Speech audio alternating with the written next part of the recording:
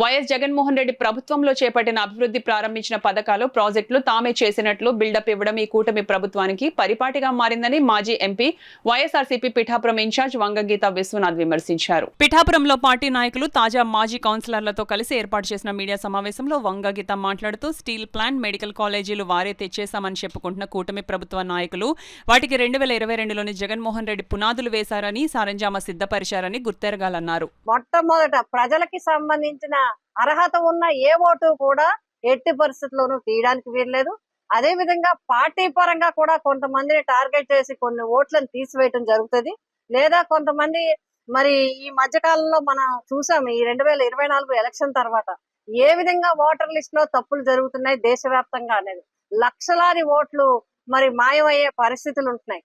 అటువంటి పరిస్థితులు రాకుండా చూడాలని కూడా ఈ రోజు సమావేశంలో కూడా నిర్ణయించుకోవడం జరిగింది. అంతేకాకుండా అందరూ కలిసికట్టుగా ఇప్పటి వరకు ప్రజాసేవలో ఎట్లాగైతే పనిచేశారో ఈ 2 సంవత్సరాలు ప్రజా సమస్యల మీద జగన్మోహన్ రెడ్డి గారి నాయకత్వంలో ఏ విధంగా అయితే మేము ముందుకు నడిచామో అదే విధంగా ఇక ముందు కూడా అందరూ కలిసికట్టుగా ప్రజా సమస్యలపై పోరాటం చేయాలని చెప్పి మేమందరం కూడా ఈ ఆత్మీయ సమావేశం సందర్భంగా మరి మేము నిర్ణయించుకోవడం జరిగింది.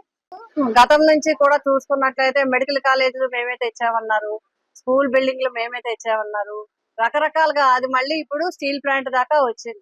ఇవన్నీ కూడా 22 ఈ టైంలోనే ఇవన్నీ కూడా మరి దానికి పునాదులు వేయటం జరిగింది. దానికి కావలసిన సరంజామా అంతా చేయటం జరిగింది. కొన్ని ఇక్కడ మనం ప్రారంభించిన స్కూల్స్ గాని, అదే విధంగా IIFT గాని ఇవన్నీ కూడా మా హయాంలో తెచ్చినప్పటికీ కూడా ఇప్పుడు మరి పెండింగ్ నిధులు తెచ్చి మేమే తెచ్చామనే పరిస్థితులు కనబడతా ఉన్నాయి. అదే విధంగా రాష్ట్రంలో వైఎస్ఆర్సీపీ ప్రభుత్వంలో అంటే జగన్మోహన్ రెడ్డి గారు ముఖ్యమంత్రిగా ఉన్నప్పుడు చేసినవి అన్ని కూడా మేము కంప్లీట్ చేస్తున్నామంటే ఎవరు ఏమీ అనలేరు.